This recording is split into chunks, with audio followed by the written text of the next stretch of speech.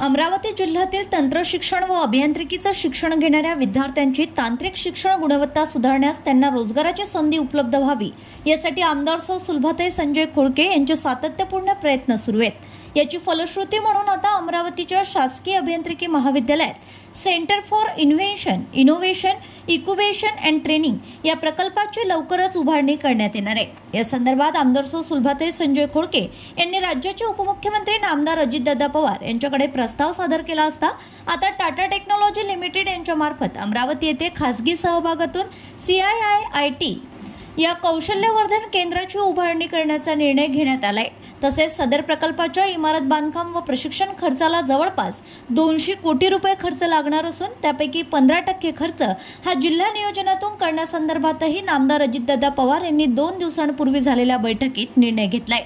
महाराष्ट्र राज्यातील विविध जिल्ह्यांमध्ये centre for invention, innovation, incubation and training CIIIT या प्रकल्पाची उभारणी करण्याच्या अनुषंगाने राज्याचे उपमुख्यमंत्री नामदार अजितदादा पवार यांनी गेल्या 25 मार्च 2025 रोजी पत्र जारी करून तसा प्रस्ताव तयार करण्याचे आदेश निर्गमित केले। तदनंतर गेल्या 15 एप्रिल 2025 रोजी मुंबई येथे नामदार अजितदादा पवार यांच्या देवगिरी बंगल्यावर झालेल्या आमदारांच्या बैठकीमध्ये उपमुख्यमंत्री महोदयांनी सर्व आमदारांनी आपापल्या जिल्ह्यांमध्ये CIIIT हे युनिट उभारण्याबाबत पुढाकार घेऊन प्रस्ताव सादर करण्याची सूचना केली होती।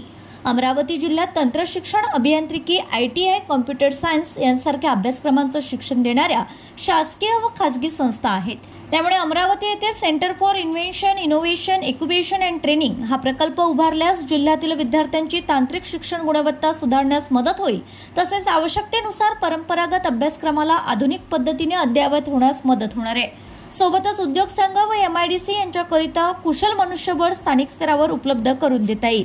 म्हणूनच जिल्ह्यातील विद्यार्थ्यांना नवकल्पना आणि कौशल्य विकास याद्वारे कुशल संसाधने आणि उद्योजकता निर्माण करण्याच्या दृष्टीने अमरावतीच्या शासकीय अभियांत्रिकी महाविद्यालयात CIIIT या कौशल्यवर्धक केंद्राची उभारणी करण्यासंदर्भात आमदार सौ सुलभाताई खोडके यांनी शासकीय अभियांत्रिकी महाविद्यालय अमरावतीचे प्राचार्य यांना 20 जून 2025 रोजी पत्र देऊन तसा एक प्रस्ताव मागविला।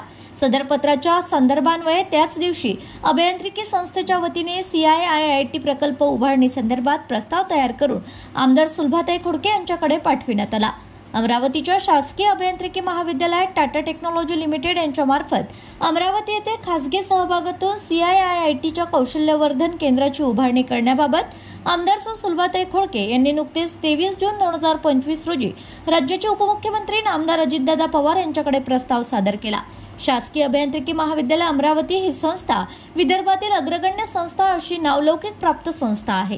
संस्थेचा स्वायत्त दर्जा व विस्तीर्ण परिसर व ही संस्था शहराच्या मध्यभागी असल्याने सदर संस्थेत CIIITचा प्रकल्प उभारला गेल्यास विद्यार्थ्यांना तसेच सूक्ष्म, लघु व मध्यम उद्योजकांना सदर प्रकल्पाचा फायदा होणार असून याद्वारे आधुनिक प्रशिक्षण मिळाल्यानंतर मोठ्या प्रमाणात रोजगार निर्मिती होणार आहे। ही बाब सुद्धा पत्रातून प्रकर्षाने अधोरेखित करण्यात आली आहे। त्या अनुषंगाने नामदार अजितदादा पवार यांनी अमरावतीच्या शासकीय अभियांत्रिकी महाविद्यालयात टाटा टेक्नॉलॉजी लिमिटेड यांच्या मार्फत खासगी सहभागातून CIIITच्या कौशल्यवर्धन केंद्रांची उभारणी करण्याचा निर्णय घेण्यात आला। तसेच सदर प्रकल्पाच्या इमारत बांधकाम व प्रशिक्षण खर्चाला जवळपास 200 कोटी रुपये खर्च लागणार असून त्यापैकी 15% खर्च हा जिल्हा नियोजनातून करण्यासंदर्भातही नामदार अजितदादा पवार यांनी 2 दिवसांपूर्वी झालेल्या बैठकीत निर्णय देखील घेतला आहे।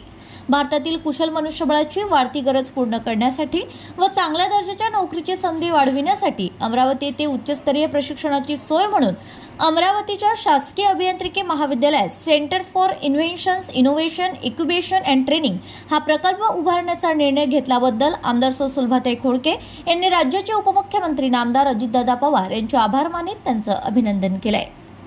Bureau report RCN news.